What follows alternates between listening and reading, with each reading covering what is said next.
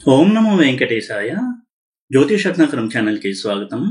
ఈ వీడియోలో ఒక జాతకంలో గురుబలం యొక్క ప్రాముఖ్యత ఏంటి, గురువు ఎటువంటి మేలును చేస్తాడు, ఎందుకు గురుబలం గురించి అంతగా మన ఋషులు ప్రస్తావన చేశారు, అసలు గురువు యొక్క బలాన్ని ఎలా అర్థం చేసుకోవాలి, గురుబలం అంటే ఏంటి, కొంత మూలాల్లోకి వెళ్ళి గురువు యొక్క లక్షణాలు కావచ్చు, గురుబలం యొక్క అర్థం కావచ్చు, దాని ప్రాముఖ్యత ఏంటి అనేది తెలియజేస్తాను.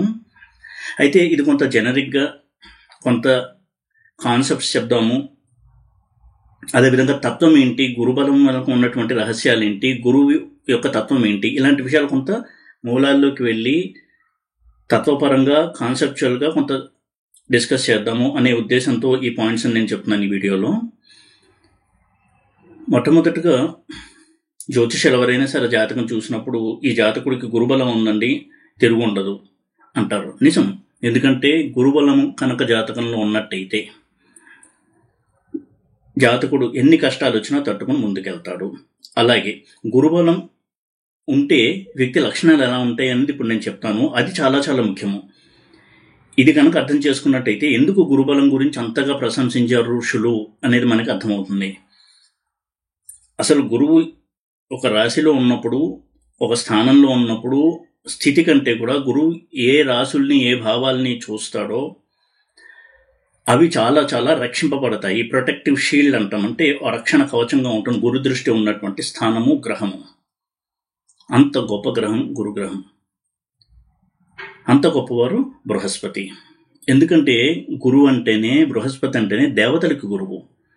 మంచితనానికి, సత్వగుణానికి పెట్టింది పేరు బృహస్పతి.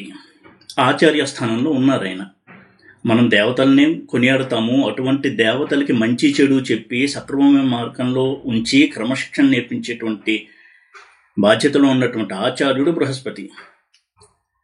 కాబట్టి గురువు యొక్క అనుగ్రహం కనుక ఉన్నట్టయితే మొట్టమొదటిగా ఆ జాతకుడిలో కనిపించేది చక్కటి నైతిక క్రమశిక్షణ, నైతిక విలువలు. వారు ఈ రోజులో గురుబలం ఉంది అంటే నాకు 1 కోటి రూపాయలు ఆస్తి ఉంటుందా, 10 కోట్ల ఆస్తి ఉంటుందా, బంగ్లా, కారు ఇస్తాడు గురువు అని అడుగుతాడు. ఎందుకంటే మనం ఎంతసేపు గ్రహాలని కావచ్చు, మనుషుల్ని కావచ్చు, దేశాలని కావచ్చు, మనకు డబ్బులు ఇస్తాయా, పదవులు ఇస్తాయా, ఇదే దృష్టితో చూస్తున్నాము. గురువు దానికంటే చాలా ఎక్కువగా ఇవ్వగలిగేటువంటి గ్రహము, చాలా ఉన్నత స్థాయిలో ప్రయోజనాలు ఇచ్చేటువంటి గ్రహం గురుగ్రహం, బృహస్పతి. గురుబలం ఉన్నటువంటి జాతకుడు సామాన్యమైనటువంటి ఒక ఉద్యోగం చేస్తూ సామాన్యమైన వ్యక్తి అయినా కానీ ఎప్పుడూ కూడా ప్రలోభాలకు లొంగకుండా నైతిక విలువలు కట్టుబడుతూ తన యొక్క డ్యూటీ ఏదో, తన బాధ్యతలు ఏదో అవి సక్రమంగా నిర్వర్తిస్తూ దైవభావనతో తన కర్మల్ని చేస్తూ భగవద్భక్తిని కలిగి ఉంటాడు గురుబలం ఉన్నటువంటి వ్యక్తి. అసలు గురుబలానికి ఇది అర్థము.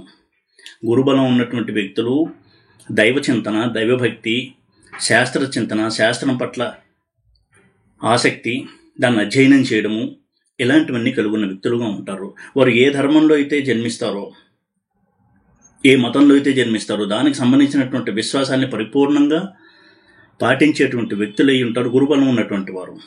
ఇక్కడ గురుబలాన్ని డబ్బుతో, హోదాతో, పదవితో ముడిపెట్టకూడదు. ఇలాంటి ఇవ్వడానికి గురువు లేడు. ఏ గ్రహము కూడా ఇందుకోసం లేదు, ఇందుకోసం గ్రహాల దగ్గరికి వెళ్ళకూడదు. గురుగ్రహం అలాగే గురుబలం యొక్క ప్రత్యేకత ఏమిటి అంటే ఈ ధనము, హోదా వీటన్నిటికంటే మించి వారు ఏ స్థాయిలో ఉన్నా కానీ తన తోటి వారు బాగుండాలి, సమాజం బాగుండాలి అనేటువంటి ఒక దృక్పథము, విశాలమైనటువంటి భావన, స్వార్థరహితులైనటువంటి వ్యక్తులుగా ఉండడము, దైవచింతన కలిగి ఉండడము, సమాజ శ్రేయస్సును కలిగి ఉండడము, ఇటువంటి వారిని చెప్పాలి గురుబలం ఉన్నటువంటి వ్యక్తులుగా. అయితే ఇక్కడ ఒక విషయాన్ని మనం ఆలోచించాలి. గురుబలం ఉంది, అయితే గురుబలం పాజిటివ్గా ఉందా, నెగిటివ్గా ఉందా, ఇది చాలా చాలా చాలా ముఖ్యము. ఎందుకంటే గురుబలం ఉండి పాజిటివ్గా గురుబలం ఉంటే ఉదాహరణలు ఏంటంటే ఎవరికి ఉంటుందండి అని అడిగితే ఉంటుంది. శంకరాచార్యులు పీఠాధిపతులు, శంకరపీఠానికి ఆచార్యకట్నం, ఆచార్య పురుషులుగా వ్యవహరిస్తున్నటువంటి వారు, సిద్ధ పురుషులు, యోగులు, వీళ్ళందరూ కూడా గురుబలం, పాజిటివ్గా గురుబలం ఉన్నటువంటి మహానుభావులు వీరు. ఇది గురుబలం ఉంటే మనకు ఉండేటువంటి లక్షణాలు. కానీ చాలామందికి, నాతో సహా అనుకుందాము, ఇలాంటివి పెద్ద యోగాలు అనిపించవు. ఎందుకంటే అసలు జ్యోతిష్యుడి దగ్గరికి వచ్చేదే, నా జాతకంలో ధనయోగాలు ఉన్నాయా? ఉన్నాయి బాబు. ఎంతండి? ₹1,00,00,000 సంపాదిస్తావా? వస్తాయి. అబ్బే సరిపోతుంది, నేను 100 కోట్లు సంపాదించాలి. అదేమన్నా ఉందా? ఏమన్నా ఉంగరం పెట్టుకోవచ్చా? ఇది మన దృక్పథం. ఇది కాదు గురుబలం అంటే. గురుబలం అనేది చాలా పెద్ద సబ్జెక్ట్. ఇది చాలా విస్తృతంగా చర్చ చేయొచ్చు గురుబలం మీద. గురుబలము అంటే ఆ వ్యక్తి యొక్క క్యారెక్టర్ని నిర్దేశించేసేటువంటి అంశము. గురువు అంటే ఒక వ్యక్తి క్యారెక్టర్ని డిసైడ్ చేసేటువంటి గ్రహము. ఆచార్యుడు జీవితంలో ఎంతో ఉన్నత స్థానంలోకి వచ్చిన వ్యక్తులు కూడా వారు చిన్నప్పుడు చదువుకున్నటువంటి మాస్టర్ని తలుచుకుంటూ ఉంటారు. ఎందుకు అంటే వారు నేర్పించినటువంటి క్రమశిక్షణ, నైతిక విలువలు, ఇవి వారికి సహాయపడ్డాయి వారి జీవితంలో ఎదుగుదలకి. ఇది గురువు. ఇప్పుడు మనం కనుక చూసినట్టయితే ఈ రోజుల్లో మనకి డబ్బు, పదవి, హోదా ఇవన్నీ ఉన్నా కానీ గురుబలం ఉందా మనకి మనం ప్రశ్నించుకోవాలి. ఉందా లేదా ఎలా తెలుస్తుంది? గురుబలం ఉన్నట్టయితే తను ఏ ధర్మంలో పుట్టాడో ఆ ధర్మంలో చెప్పబడినటువంటి సిద్ధాంతాలకు అనుగుణంగా జీవితాన్ని సాగిస్తాడు. ఇది గురుబలానికి సంకేతము. శాస్త్రంలో చెప్పబడినటువంటి, మన సంప్రదాయంలో చెప్పబడినటువంటి అంశాలని పాటిస్తూ వాటికి విరుద్ధంగా జీవించని వాడు గురుబలం ఉన్నటువంటి వ్యక్తి.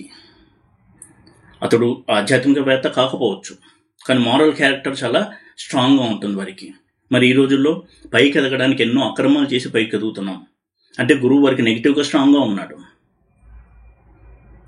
ఎందుకంటే ఆచార్యుడు కనుక అనుగ్రహిస్తే అన్ని మంచి లక్షణాలు ఆ జాతకుడికి వస్తాయి, ఆ శిష్యుడికి వస్తాయి. అదే ఆచార్యుడు కనుక శపిస్తే, ఆగ్రహిస్తే, అసంతుష్టుడవుతే స్వార్థము, అనైతికత, లోభము ఇలాంటి దుర్గుణాలన్నీ కూడా వస్తాయి ఆ జాతకుడికి. ఇంత లోతుగా చూడాలి గురుబలాన్ని మనము, గురువు యొక్క తత్వాన్ని. ఈ వీడియో కొంత పెద్ద వీడియో అవుతుందేమో నాకు తెలియదు, బట్ ఇలాంటి విషయాలు కొన్ని తెలియజేద్దాము గురుబలం గురించి. ఎందుకంటే ప్రతి వాళ్ళు కూడా గురుబలం అని చెప్పేసి దానికి జపాలు చేయించడమో లేదా ఉంగరాలు పెట్టుకోవడము, కనకపుష్యరకం పెట్టుకోవడము, దీనివైపే దృష్టి సారిస్తున్నారు తప్ప అసలు గురుబలం అంటే ఏంటి, ఎలా పెంచుకోవచ్చు అనేది తెలుసుకున్నట్టయితే ఈ జెమ్ స్టోన్స్ అవసరమే ఉండదు. ఉదాహరణకి ఋషులు, మన దేశంలో మన వైదిక భూమిలో ఋషులు గురువులు, ఆచార్యులు. చూడండి, ఋషులు ఎప్పుడూ కూడా చాలా సాత్వికమైనటువంటి నిరాడంబరమైనటువంటి జీవితాన్ని గడుపుతూ భౌతిక విషయాలకు చాలా దూరంగా ఉంటూ కేవలం జ్ఞానం మీదే దృష్టి కలిగి ఉంటారు. ఇటువంటి వారిని ఎవరన్నా డిస్టర్బ్ చేస్తే వారు శపిస్తూ ఉంటారు, నువ్వు బ్రహ్మరాక్షసుడు వైపు అని. అయితే వారు చేసిన తప్పుకి ఒక రాజు కావచ్చు, ఇంకో మనిషి అపచారం చేసినట్టయితే ఋషి పట్ల, గురువు పట్ల, ఆచార్యుడి పట్ల, నువ్వు 1,00,00,000 సంవత్సరాలు నరకంలో ఉండుని శాపం పెట్టవచ్చు. కానీ దానికి చాలా తపశక్తి ఖర్చు అవుతుంది. అందుకని బ్రహ్మరాక్షసుడుగా పుట్టు అని శాపం ఇస్తారు. ఇక వాడు అలా పుట్టి అడ్డమైన దుర్మార్గాలు చేసి 1,00,00,000 సంవత్సరాలు నరకంలో ఉండడానికి కావాల్సినటువంటి పాపాన్ని సంపాదించుకుని వాడంతటి వాడే పోతాడు. ఇలా ఉంటుంది గురువు కనుక ఆగ్రహిస్తే. మన సిద్ధాంతంలో 3 మతాల్లో కూడా భగవంతుడు కంటే ఆచార్యుడికి చాలా గొప్ప స్థానం ఇవ్వబడింది. భగవంతుడి పట్ల అపచారం చేస్తే ఆచార్యుడు దాన్ని తొలగిస్తారు, కానీ ఆచార్యుడికి అపచారం జరిగితే భగవంతుడు కూడా కలుగజేసుకోడు. భాగవతుల పట్ల, ఆచార్యుల పట్ల అపచారం కనుక జరిగినట్టయితే భగవంతుడు కూడా వచ్చి రక్షించడు. ఇంత గొప్ప స్థానం గురుస్థానం. గురువుని మనం కోరుకోవలసింది మంచి జ్ఞానం ఇవ్వని, నైతిక విలువలు ఇమ్మని, ఎప్పుడూ కూడా తాను బాగుండాలి, తన చుట్టూ బాగుండాలి, నిస్వార్థమైనటువంటి ఒక చింతనని ఇమ్మని కోరుకోవాలి తప్ప నాకు డబ్బులు ఇవ్వు, పదవి ఇవ్వు, నా పక్కవాడికి ఇవ్వకు, వాడికంటే నాకు ఎక్కువ ఇవ్వు, ఇది కాదు గురుబలానికి అర్థము. ఆస్ట్రాలజీ నేర్చుకునేటప్పుడు ఈ విధంగా గురుబలాన్ని లేదా గ్రహాల యొక్క తత్వాన్ని అర్థం చేసుకోవడం చాలా చాలా ప్రమాదకరం. మనల్ని కోటీశ్వర్లు చేయడానికో, మన పాపాలు కడగడానికో గ్రహాలు లేవు. మనం ఏంటో చెప్పడానికి గ్రహాలు ఉన్నాయి. ఇక గురుబలం విషయానికి వచ్చినట్టయితే, గురువు కనుక స్ట్రాంగ్గా ఉన్నట్టయితే ఎప్పుడు కూడా ఇందాక చెప్పినట్టుగా నైతిక విలువలు అనేది పాటించేటువంటి వ్యక్తులుగా ఉంటారు. పెద్దవారిని, గురువుల్ని పూజించే వ్యక్తులుగా ఉంటుంది. ఇదే గురువు కనుక పాడినట్టయితే ఎప్పుడు చూడండి పెద్దవాళ్ళని విమర్శిస్తూ ఉండడము, ఏదన్నా ఒక మంచి జరిగితే ఎవరన్నా ఒక మంచి మాట మాట్లాడితే వాళ్ళని విమర్శించడము, ఇవన్నీ కూడా గురువు బలం లేదు, గురువు నెగిటివ్గా ఉన్నాడు అనడానికి సంకేతాలు. అందుకే గురువు మన జాతకంలో బలహీనంగా ఉన్న గురు బలాన్ని మనం పెంచుకోవచ్చు. ఎలా పెంచుకోవాలండి? ఏ దేవుణ్ణి పూజించాలి? దక్షిణామూర్తిని పూజ చేస్తే సరిపోతుందా? సాయిబాబాని పూజ చేస్తే సరిపోతుందా? సరిపోదు. దాంతోపాటుగా మనలో స్వార్థాన్ని తగ్గించుకోవడము, నైతిక విలువలు పెంచుకోవడము, సమాజ శ్రేయస్సు కోరుకోవడము, సమాజం పక్కన పెడితే కనీసం తన చుట్టూ తన కుటుంబ సభ్యులు బాగుండాలి అని కోరుకోవడము, ఇవన్నీ చేయడం కూడా గురుబలాన్ని పెంచుకోవడమే. ఇది కూడా తపస్సే. కాయిక వాచిక మానసిక తపస్సులు చెప్పాడు కృష్ణ భగవానుడు. ఈ విధంగా చేయాలి తప్ప కనకపుష్యరాగం పెట్టుకోవడం, రుద్రాక్ష వేసుకోవడం, అది వేసేసుకుని ఇంకా చేయకూడని పనులన్నీ చేయడము, దీనివల్ల గురుబలం పెరగదు. ఆ జెమ్ స్టోన్ రుద్రాక్ష కొంత పెంచినా మనం చేసిన పాపాల ధాటికి ఆ పవర్ కూడా పోతుంది. ఈ విధంగా ఆస్ట్రాలజీని ప్రచారం చేయడం, ఒక చీప్ సబ్జెక్ట్గా డీల్ చేయడం అనేది చాలా చాలా పొరపాటు. ఇక గురువు ఏ రాశిలో బలంగా ఉంటాడు అని చూసినట్టయితే కర్కాటక రాశిలో ఉచ్చలో ఉంటాడు గురువు. గురువు యొక్క స్వక్షేత్రాలు ఏంటి? ధనస్సు, మీనము. ధనస్సు కాలపురుష చక్రంలో 9వ స్థానము, మీనం 12వ స్థానం. ఈ రెండు కూడా పాస్ట్ లైఫ్కి సంబంధించినటువంటి స్థానాలు. వాటిని రూల్ చేస్తున్నాడు గురువు. అలాగే చతుర్థమైనటువంటి కర్కాటకంలో ఉచ్చలో ఉన్నాడు. కర్కాటక స్థానం అంటే ఏంటి? ఎమోషన్స్, నైతిక విలువలు. మోక్ష త్రికోణంలో ఒక స్థానం కర్కాటకం, మొదటిది 4th హౌస్, కాలపురుష చక్రంలో 4th హౌస్. ఇందులో గురువు చాలా హ్యాపీగా ఉంటాడు, కంఫర్టబుల్గా ఉంటాడు, ఉచ్చలో ఉంటాడు. 4th హౌస్ దేని రిప్రజెంట్ చేస్తుంది? తల్లిని. అంటే తల్లిదండ్రులతో రిలేషన్, వారి పట్ల ఎంత డెడికేటెడ్గా ఉంటాము, ఎంత బాండింగ్ ఉంటుంది, వారి పట్ల మన ప్రవర్తన ఎలా ఉంటుంది, ఇవన్నీ సూచించే హౌస్ 4th హౌస్. అవి హెల్దీగా ఉన్నప్పుడు గురువు అందులో ఉచ్చలో ఉంటాడు. 4th హౌస్ అంటే అది జలతత్వ రాశి, అలాగే ఎమోషన్స్ని ఇండికేట్ చేసేటువంటి రాశి, చంద్రుడి ఇల్లది.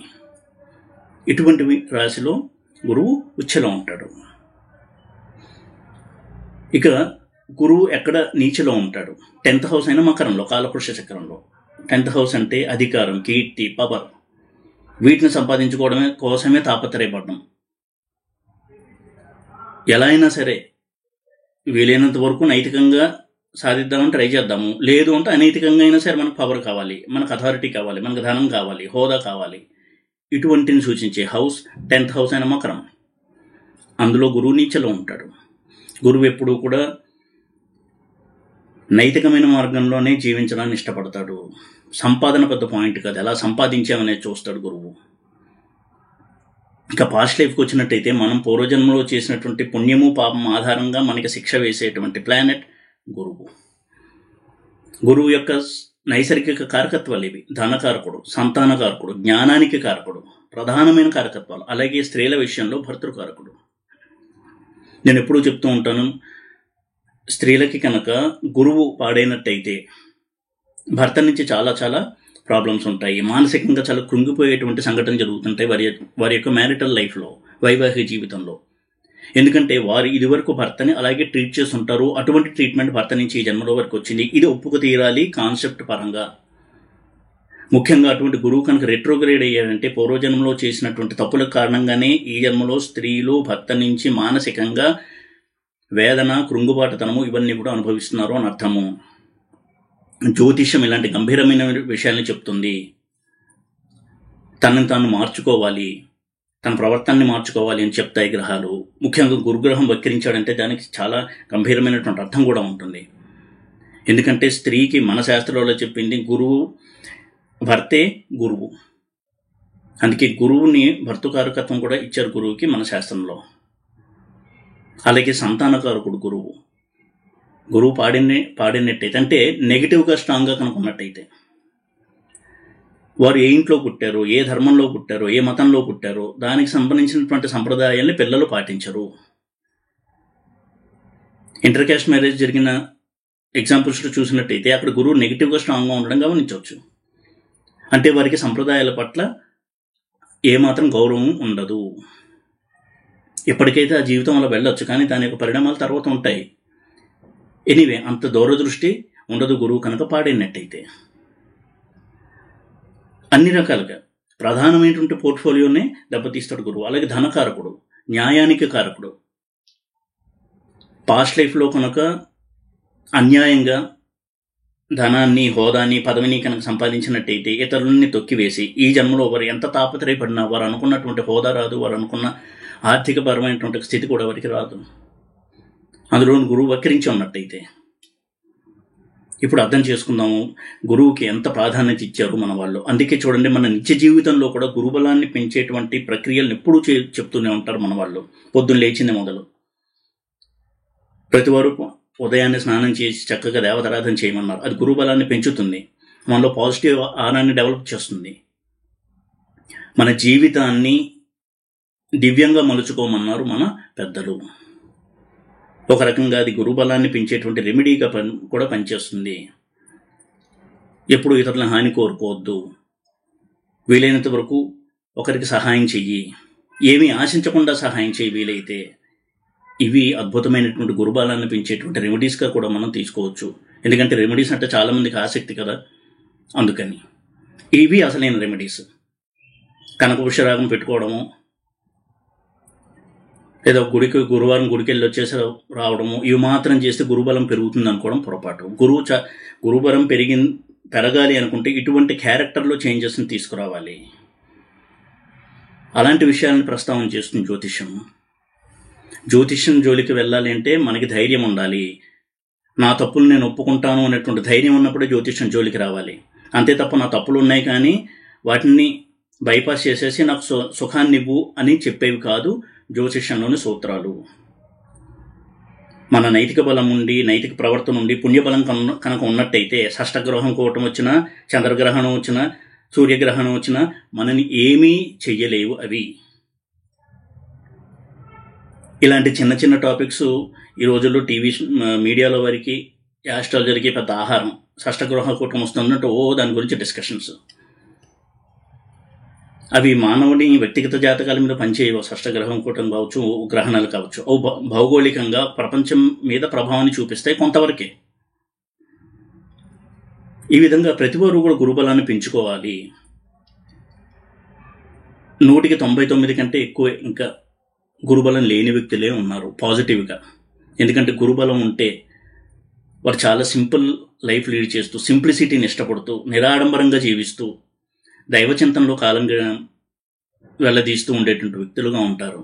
ఆచార్య పురుషులు, పీఠాధిపతులు, యోగులు, ఋషులు, వీళ్ళు గురుబలం స్ట్రాంగ్గా ఉన్నటువంటి వ్యక్తులు. అంతేకాని కోట్లు ధనాన్ని సంపాదించిన వాళ్ళు, రాజకీయ పదవిలో ఉన్నవాళ్ళు, వీళ్ళు పాజిటివ్గా గురుబలం ఉన్న వ్యక్తులు కాదు. వీళ్ళు నెగిటివ్గా గురుబలం ఉన్నటువంటి వ్యక్తులు. అదేంటండి, ఎందుకు నెగిటివ్ గురుబలం ఉంది, వారికి పదవి ఉంది, హోదా ఉంది కదా అని అడగొచ్చు. ఒక్కసారి మన వైదికపరమైనటువంటి ఆధ్యాత్మిక సూత్రాల్లోకి వెళ్తే, ఎప్పుడైతే మనం దైవానికి దూరంగా వచ్చి భౌతిక సుఖాల చుట్టూ పరిగెడుతూ ఉంటామో, మళ్ళీ ఈ భూమి మీదే పుట్టి తిరుగుతూ ఉండాల్సినటువంటి అగత్యం అనేది ఏర్పడుతుంది. మళ్ళీ మనిషిగా పుట్టొచ్చు, లేదా తిర్యక్ యోనులు అంటాం, జంతువుల యొక్క యోనుల్లో జన్మించవచ్చు. మనం చేసేటువంటి కర్మలు అలాంటివి, అంత బలమైనవి.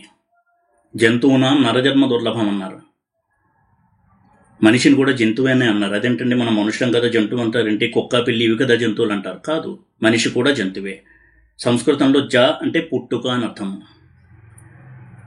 పుట్టుక నేచర్గా కలిగినవన్నీ కూడా జంతువులే. అంటే పుట్టి చనిపోయే వాళ్ళందరూ జంతువులే, మనం కూడా. అందులోనూ నరుడు అంటే ఈ మానవుడు, ఈ మనిషి చాలా ఉత్కృష్టమైనటువంటి వాడు. ఇటువంటి జన్మనిచ్చినందుకు ఎప్పుడు కూడా భగవంతుడు కృతజ్ఞతగా ఉంటూ ఆయన చెప్పినట్టు కనుక నడుచుకున్నట్టయితే ఇంకా ఒక మెట్టు పైకి ఎక్కిస్తాడు భగవంతుడు ఆ తర్వాత జన్మల్లో. దానికి విరుద్ధంగా గురువు చెప్పినటువంటి శాస్త్రాలకి భిన్నంగా, ఎందుకంటే భగవంతుడు ఇప్పుడు స్వయంగా చెప్పడం తక్కువ చూస్తాం మనము, ఆచార్యుడి ద్వారానే చెప్పిస్తారు. ఎందుకంటే ఆచార్యుడు క్వాలిఫైడ్. ఒక కలెక్టర్ గారు వెళ్ళి ఒక యూనివర్సిటీలో మ్యాథమెటిక్స్ పాఠం చెప్పమంటే ఒప్పుకుంటామండి? అలాగే భగవంతుడే. ఒకరికి విద్య నేర్పాలి అంటే గురువే కావాలి. భగవంతుడు కూడా గురువు దగ్గర నేర్చుకున్నవాడే. ఇది గురువుకున్నటువంటి ప్రాధాన్యత. ఆ విధంగా మన శాస్త్రాలు కావచ్చు, స్మృతులు కావచ్చు, అందరూ ఋషులు ఇచ్చినవే కదండి, గురువులు ఇచ్చినవే కదా, ఆచార్యులు ఇచ్చినవే కదా. మనుస్మృతి ఏంటి, లేదా పరాశర స్మృతి, వీళ్ళందరూ ఋషులే కదా. ఋషులంటే ఆచార్యులు అంటే గురువులు. ఇటువంటి గురువు చెప్పినటువంటి వాక్యాలకు విరుద్ధంగా ఎప్పుడైతే ప్రవర్తిస్తామో శిక్ష కూడా మనం సంపాదించుకుంటాం. ఆర్జిత సేవలు అంటాం కదా, అలాగే ఆర్జిత శిక్షలు కూడా మనమే సంపాదించుకుంటున్నాం. ఎవరో వచ్చి గురువో శనో వచ్చి మన శిక్షించడు. మన కర్మలే మన శిక్షిస్తాయి, మన భావనలే మన శిక్షిస్తాయి. మనం ఏ కర్మ చేశామనే దానికంటే కూడా ఏ భావనతో చేశాము అనేది చాలా ముఖ్యము.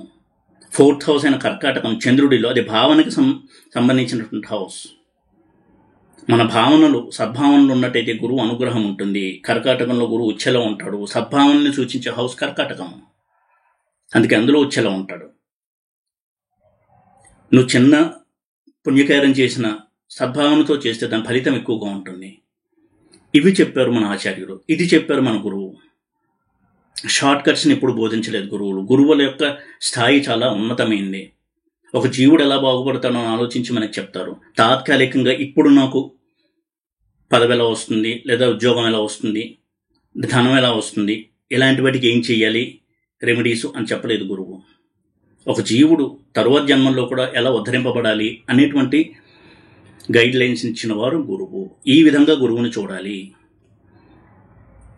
అలా కనుక చూసినట్టయితే తప్పకుండా మనం చేసే కర్మల ద్వారా మన గురుబలాన్ని మనమే పెంచుకోవచ్చు. ఏ ఉంగరం పెట్టుకోక్కర్లేదు. ఈ విధంగా గురువు బలంగా ఉన్నాడు అంటే మన నైతికత హెల్దీగా ఉంటుంది, మోరల్ వాల్యూస్ హెల్దీగా ఉంటాయి, మనకు మనమే చెక్ చేసుకోవచ్చు. అందుకే గురుబలం పెంచుకోవాలంటే ఎప్పుడు కూడా పెద్దల్ని కావచ్చు, గురువుల్ని కావచ్చు దూషించడం మంచిది కాదు. తనకు పాఠాలు చెప్పినటువంటి మాస్టర్ను కూడా అవహేళన చేయకూడదు, విమర్శించకూడదు. వారు ఒకవేళ ఏదైనా పొరపాటు చేశారని అనిపించినా వేరే వాళ్ళ దగ్గర దాని గురించి విమర్శించడము, ఆయన ముఖం మీద విమర్శించడం, ఇవన్నీ కూడా గురుబలాన్ని తగ్గిస్తాయి. ఇక గురువు కనుక నెగిటివ్గా ఉంటే ఎలాంటి లక్షణాలు ఉంటాయి? ఇదిగో ఇప్పుడు చెప్పినట్టుగా గురువుల్ని, ఆచార్యుల్ని కించపరచడము, వారు ఏ ధర్మంలో అయితే జన్మించారో దాని పట్ల విశ్వాసం లేకుండా ప్రవర్తించడము, అన్కన్వెన్షనల్గా ఉండడము అంటాము. ఇవన్నీ కూడా గురువు నెగిటివ్గా ఉండే పోకడలు.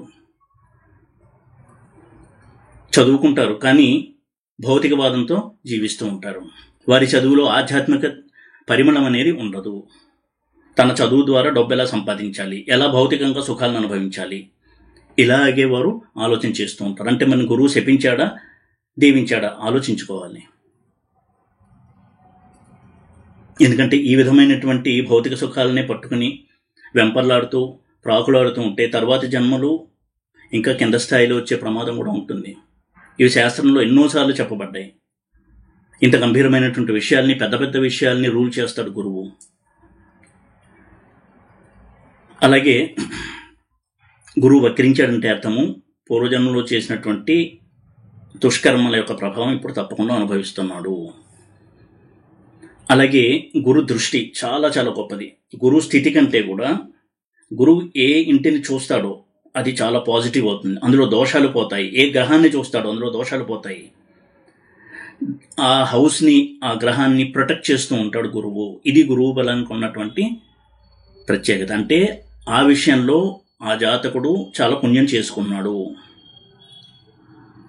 ఉదాహరణకి గురువు తన దృష్టిని 10th హౌస్ మీద ఉంచాడు. 10th హౌస్ని చూస్తున్నాడు గురువు. దాని అర్థం ఏంటి? వారు చేసే వృత్తిలో చాలా పేరు ప్రఖ్యాతులు సంపాదించుకుంటారు. ఎందుకు పేరు ప్రఖ్యాతులు వస్తాయి అంటే చాలా సిన్సియర్గా, హానెస్ట్గా డ్యూటీ చేయడము, ఉత్తమమైనటువంటి భావనలతో డ్యూటీ చేయడము, అలాగే త్యాగనిరతి కలిగి ఉండడం, ఇటువంటి చాలా ఉదాత్తమైనటువంటి లక్షణాలతో వారు జీవిస్తూ ఉంటారు వారి వృత్తిలో. అందుకే వారికి ఎప్పుడు కూడా జాబ్లో ప్రాబ్లం రాదు, వారు చేసే బిజినెస్లో ప్రాబ్లం రాదు, వారి కెరియర్ ఎప్పుడు కూడా హెల్దీగా ఉంటుంది, ఇంకా పెరుగుతూ ఉంటుంది. గురువు ఎక్స్పాన్షన్ ఇచ్చేటువంటి ప్లానెట్, ఎప్పుడు కూడా పెంచుతూ పోతాడు. గురువు అనుగ్రహిస్తే సంపద కావచ్చు, భోగాలు కావచ్చు, ఎప్పుడు కూడా పెరుగుతూ ఉంటాయి. మన శాస్త్రంలో మోక్షం అనేది పురుషార్థంగా చెప్పినా కానీ ఇట్ ఈజ్ నాట్ మ్యాండేటరీ. చతుర్విధ పురుషార్థాలు ఉన్నాయి, ధర్మ, అర్థ, కామ, మోక్షాలు. అయితే అంతకుముందు త్రివర్గ పురుషార్థాల గురించే చెప్పుకునేవారు. ధర్మార్థ కామాలే. మోక్షం అనేది మనం అడిగితే వచ్చేది కాదు, ఆ భగవంతుడు ఇవ్వాలి. అయితే ఈ భూమి మీద పుట్టి ధార్మికంగా జీవిస్తూ నైతిక విలువలతో జీవిస్తున్నట్టయితే ఆ వ్యక్తి ఎప్పుడూ సుఖంగా ఉంటాడు. ఆ వ్యక్తి యొక్క సుఖం కావచ్చు, సంపదలు పెరుగుతూ ఉంటాయి. ఇది గురువు యొక్క అనుగ్రహం. వారి యొక్క మంచి భావనలు కూడా పెరుగుతూ ఉంటాయి. తరువాత జన్మ కూడా ఉత్తమమైనటువంటి జన్మలే ఎత్తుతూ ఉంటారు. ఎందుకంటే శుచీనాం శ్రీమతాం గేహే యోగ భ్రష్టోపజాయితే అన్నాడు కదా కృష్ణ భగవానుడు. ఆ విధంగా ఇలాంటి చాలా చాలా ఉత్తమమైనటువంటి లక్షణాలని వృద్ధి చేసే గ్రహం గురుగ్రహం. బృహస్పతిని ఈ దృష్టితో మనం చూడాలి. అంతే తప్ప చిన్న చిన్న సంకుచితమైనటువంటి ప్రయోజనాలు, ప్రలోభాలు వీటి కోసం గురువును చూడడం అనేది అసంపూర్ణము, అది తప్పు కూడా. గ్రహాలన్నీ కూడా దేవతా స్థాయిలో ఉన్నటువంటివి. వ్యాస భగవానుడు వాటికి స్తోత్రాలు కూడా ఇచ్చాడు ప్రతి గ్రహానికి. దాని అర్థం ఏంటి అంటే వారు దేవతలు. దేవతలు చాలా ఉన్నతంగా ఆలోచన చేసేటువంటి వారు అయి ఉంటారు. మన యొక్క వికారాలన్నీ కూడా దేవతలకు అంటకట్టడం పొరపాటు. అలాగే ప్రధానంగా గురువు విషయంలో కూడా మనం గురుబలం అందరూ కూడా కోరుకోవాలి. అయితే ఏ విధమైనటువంటి గురుబలం కోరుకోవాలనేది ఆలోచించుకోవాలి. పాజిటివ్గా గురుబలాన్ని పెంచుకోవాలా, నెగిటివ్గా పెంచుకోవాలా? నాకు గురుబలం పెరగాలి, నేను ఇంకా బాగా డబ్బులు సంపాదించాలి, అన్యాయంగా అయినా నేను సంపాదించాలి, ఆ టెండర్ నాకే రావాలి, ఈ విధంగా గురువుని పెంచుకుంటా అంటే పెంచుకోవచ్చు. ఆ తర్వాత గురువు యొక్క ఆగ్రహాన్ని కూడా మనమే పాత్రలు కావాలి. అలా కాకుండా ఉదాత్తమైనటువంటి గుణాలు, ఉత్తమమైనటువంటి గుణాలు, ఈ విధమైనటువంటి గుణాలతో మనం ఎప్పుడు కూడా ముందుకెళ్ళాలి, ఎదుగుతూ ఉండాలి. ఆ విధంగా గురుబలాన్ని పెంచుకోవాలి కనుక అనుకున్నట్టయితే తప్పకుండా ఆచార్యుడైనటువంటి బృహస్పతి అనుగ్రహిస్తారు. ఎందుకంటే ఆచార్య అనుగ్రహం కనుక ఉందంటే భగవంతుడు అనుగ్రహం ఆటోమేటిక్గా వచ్చినట్టే. ఈ విధంగా గురుబలాన్ని గురించి మనం కొంత అవగాహన తెచ్చుకోవడం మంచిది అనేటువంటి ఉద్దేశంతో వీడియో చేశాను. ఈ వీడియో కనుక మీకు నచ్చినట్టయితే లైక్ చేసి, షేర్ చేసి, సబ్స్క్రైబ్ చేయండి. ఓం నమో వెంకటేశాయ.